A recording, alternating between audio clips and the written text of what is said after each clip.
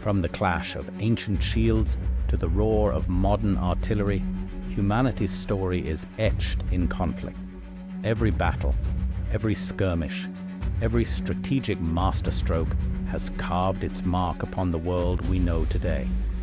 We will journey across continents and centuries, from the deserts of Kadesh, where chariots once thundered, to the muddy fields of Europe, where empires were won and lost. We'll explore the pivotal moments that shaped nations, the brilliant tactics that turned the tide, and the incredible sacrifices made on the front lines. This isn't just about dates and names, it's about the pulse of combat, the weight of command, and the human stories behind the greatest struggles in history. Welcome to Battles Through History. Subscribe now and prepare to witness the past come alive like never before.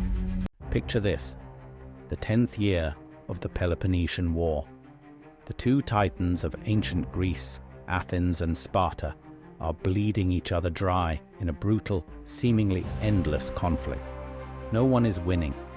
The war has become a grim stalemate. And then a storm changes everything.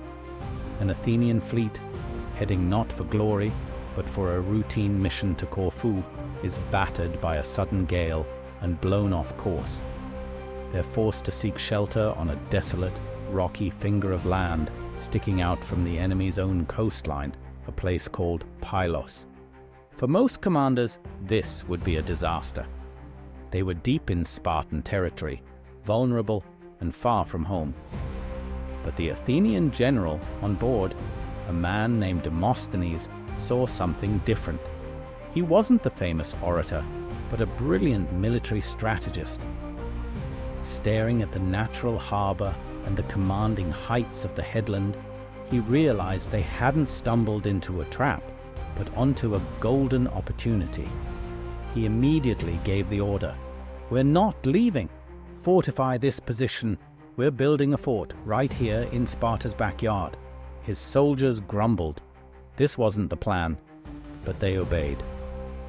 This single, impulsive decision, born from a freak storm, would set the stage for one of the most improbable and shocking Athenian victories of the entire war. The news of an Athenian fort at Pylos sent shockwaves through Sparta. This wasn't just a minor annoyance, it was an existential threat. Pylos was dangerously close to Messenia, the heartland of the Helots, the enslaved population upon which the entire Spartan way of life depended. An Athenian base here could become a beacon of freedom, inciting a massive Helot rebellion that could bring Sparta to its knees. The Spartan leadership knew they had to crush this Athenian foothold, and fast. They mobilized with terrifying speed. The Spartan army marched overland to besiege the new fort, while their navy prepared to blockade the harbor. But they made a critical, and what would become a fateful, decision. To completely seal the harbor entrance, they landed a detachment of 420 elite hoplites on a long, narrow island that sat like a barrier in front of Pylos. This island was called Sphacteria. These weren't just any soldiers, they were the best of the best, led by the respected General Epitadas. The plan was simple and effective: trap the Athenians between the Spartan army on land and the Spartan navy at sea, with their elite troops on Sphacteria ready to pick off anyone who tried to escape. The Athenians at Pylos were surrounded, and the Spartans were confident they had the situation under control. The trap was set. With their forces in position, the Spartans launched their attack. Their primary objective was to smash the small Athenian fleet guarding the harbor and destroy Demosthenes' hastily constructed fort from the sea. The Spartan navy was larger, and on paper they should have had no trouble, but war is rarely fought on paper. The Bay of Pylos was a confined, tricky space. The waters were shallow and unfamiliar to the Spartan captains. Demosthenes had positioned his few ships, his triremes, close to the shore. As the Spartan fleet surged forward, the battle descended into a chaotic brawl. The Athenian ships used their agility and knowledge of the shallows to their advantage, darting in and out of the Spartan formation. The Athenian soldiers on the shore provided covering fire, turning the land itself into a weapon. The fighting was fierce, hand to hand in some cases, as ships rammed and boarded each other.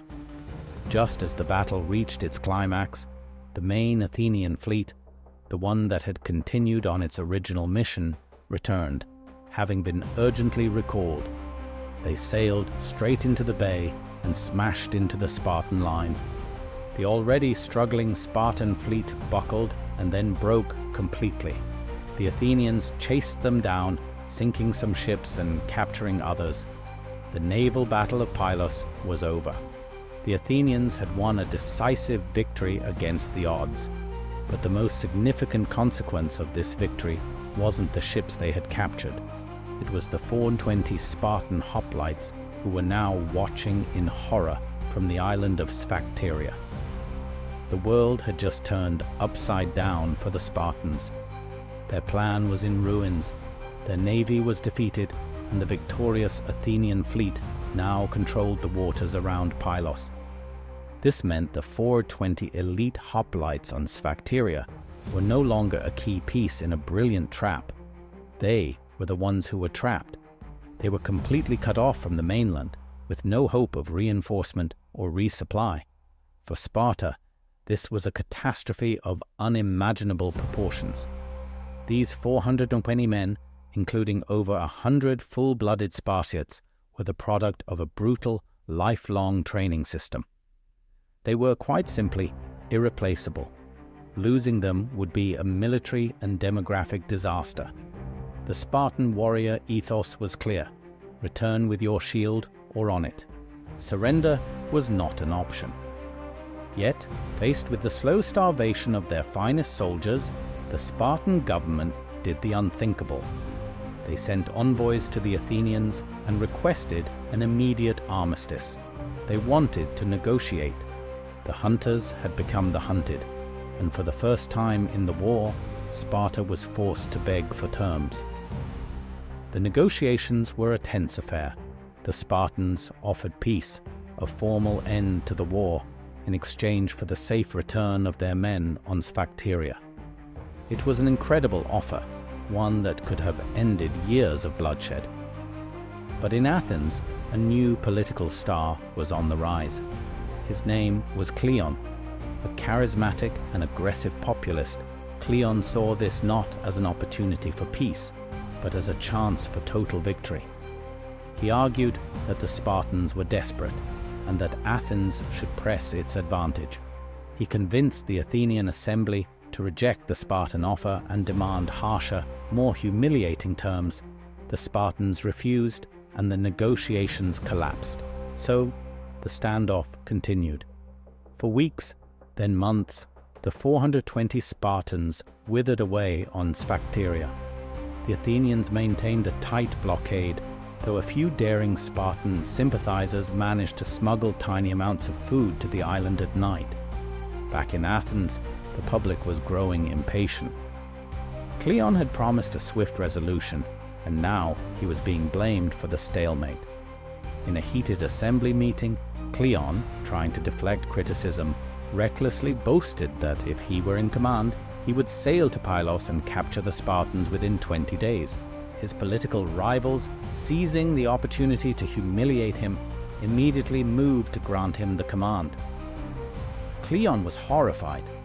He was a politician, not a general. He tried to back out, but the crowd, caught up in the moment, cheered him on. He was trapped by his own bravado. With no other choice, Cleon accepted the command, but made one shrewd request: that the experienced general Demosthenes, the hero of Pylos, serve as his partner. And so, the unlikely duo of the brash politician and the seasoned soldier set out to finish the job. Cleon and Demosthenes arrived at Sphacteria to find the Spartans starving but resolute, dug in on the heavily wooded island. A conventional hoplite assault would be suicidal, so they devised a new plan. Instead of a head-on charge, They landed their forces at both ends of the island, deploying a large contingent of light-armed troops, archers, javelin men, and slingers, known as Siloi. The assault began. A fire, either deliberately set or accidental, swept through the island, burning away the woods that had provided the Spartans with cover. Suddenly, the hoplites were exposed. The Athenian light troops swarmed them. The Spartans, weighed down by their heavy bronze armor and shields, were slow and ponderous. The Siloi were fast and mobile. They would run in, hurl a volley of javelins or arrows, and then retreat before the Spartans could close the distance. It was infuriating, exhausting, and deadly. The Spartans were being bled white, picked apart from a distance, unable to bring their legendary close combat skills to bear.